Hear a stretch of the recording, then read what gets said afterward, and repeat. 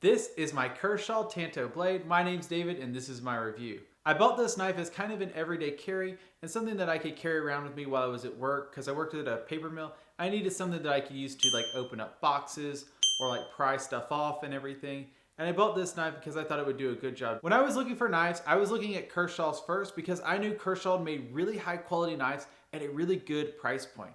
I didn't want something that was super expensive that I might mess up.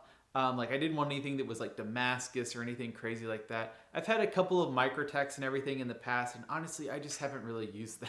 But this Kershaw, I don't have to feel guilty about using it every day.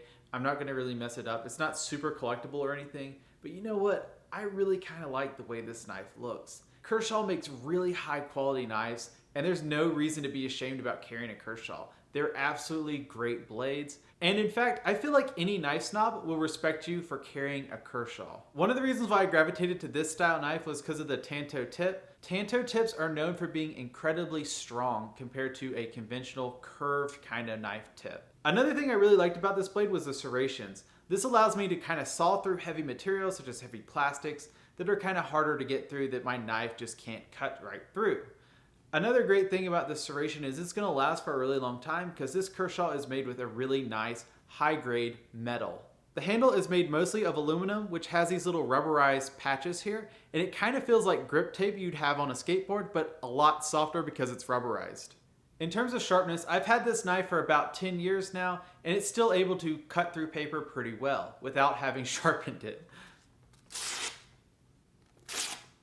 Another final compliment I'm going to give this knife is the fact that there's hardly any flex or play in this knife.